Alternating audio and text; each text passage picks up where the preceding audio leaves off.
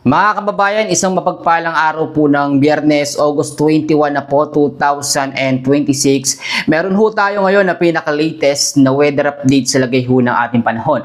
Ang bagyong Neneng ho ay naging isang ganap na lamang po na low pressure area at lalabas na ito ng PAR ngayong araw po ng Biyernes. Pero meron tayong panibagong low pressure area na minomonitor po dito sa may bandang silangan po ng Visayas at merong tropical storm category na merong international name na Saudel ang ating minomonitor. Lahat po ng mga yan, pati ang habagat ay atin pong imomonitor.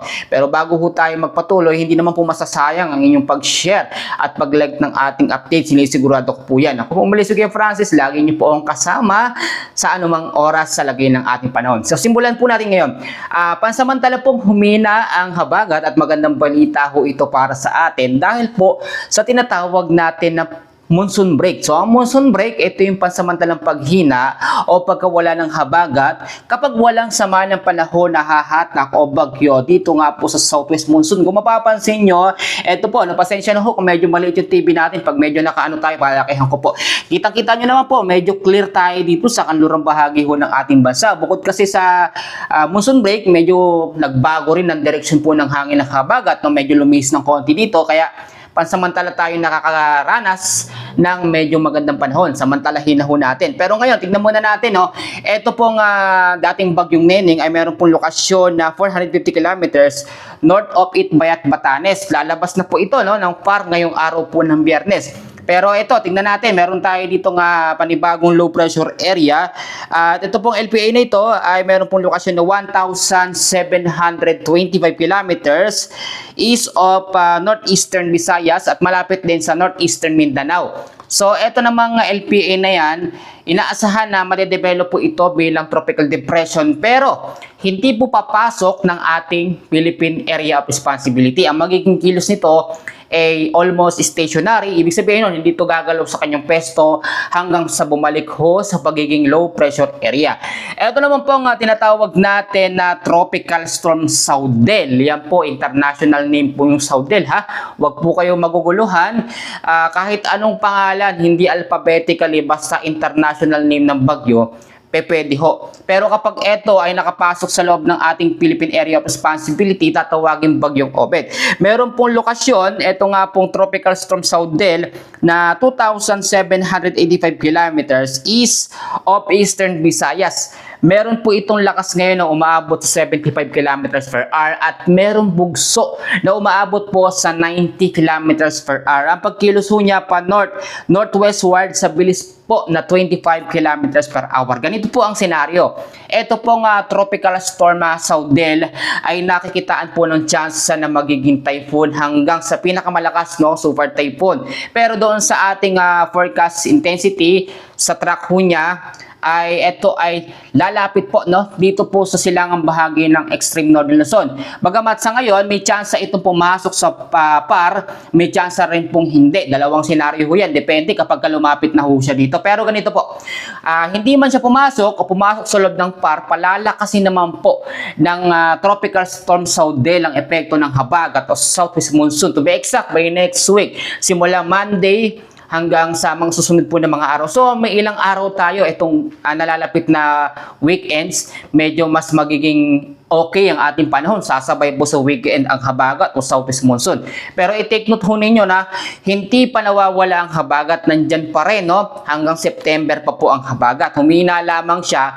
Pero once na merong ma-develop na panibagong sama ng panahon sa loob at labas ng ating Philippine Area of Responsibility, muli ho na naman itong lalakas. Kaya nga sinasabi ko, pag may ganitong pagkakataon tayo na gumaganda ang panahon, samantalahin natin na ayusin yung ating mga bahay, yung ating mga sinampay, mga labahin, kailangan po yun. Ngayon, naglabas po ang pag-asa ng tinatawag po natin forecast weather condition. Kahit po humina ang habagat, may mga tsansa pa rin po ng maulap at mga pag-uulan, lalo na ho sa hapon at sa gabi. So, banggitin ko ho yung mga lugar, no? Ito ho, sa area ho ng Ilocos Region, sa parte ho ng Batanes, Cagayan at Apayao, may tsansa po ng cloudy skies with scattered rains and thunderstorms, lalo na ho sa hapon at sa gabi.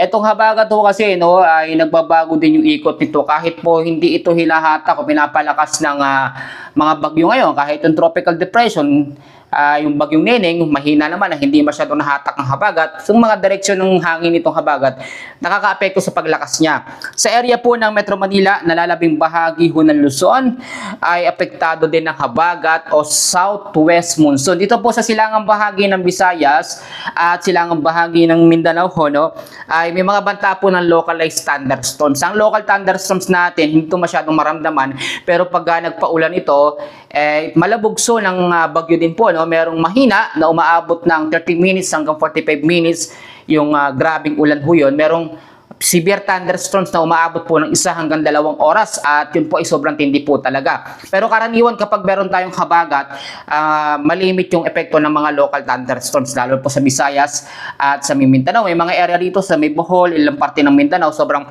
nagtuyot, napakainit po ng area. Pero eto ho, no, meron tayong LPA. Ito kasing LPA na nandito sa may silangan po ng Visayas, kahit hindi ito nakikitang papasok sa PAR, pwede yung trap niya. Ito po.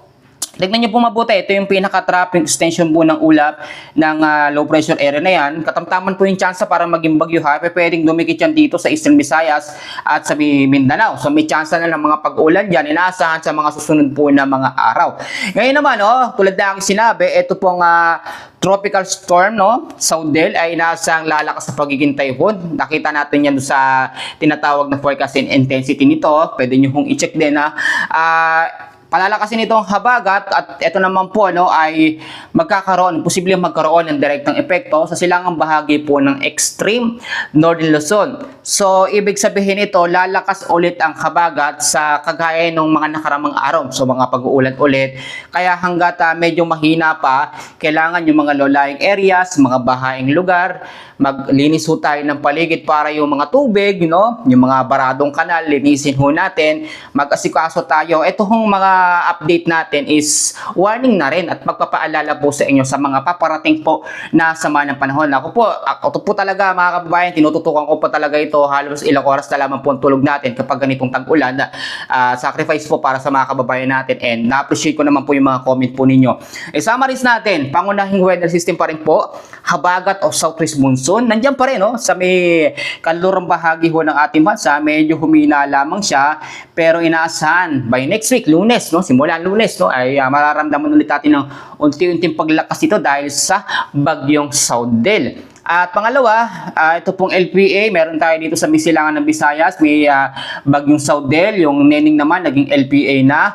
Pangatlo natin, yung mga local thunderstorms, ito kung makikita nyo, may mga ulap-ulap dito ng kaunti, may mga kulog-kulog, Bandang hapon sa gabi, may chance rin po. So ngayon, yan po muna ang ating latest na update sa lagay ho ng ating panahon. Ako po muli, si Kuya Francis, ang inyong araw-araw nakasama sa lagay ng ating panahon. Maraming salamat po talaga sa inyong patuloy po na pagsuporta. God bless po sa ating lahat.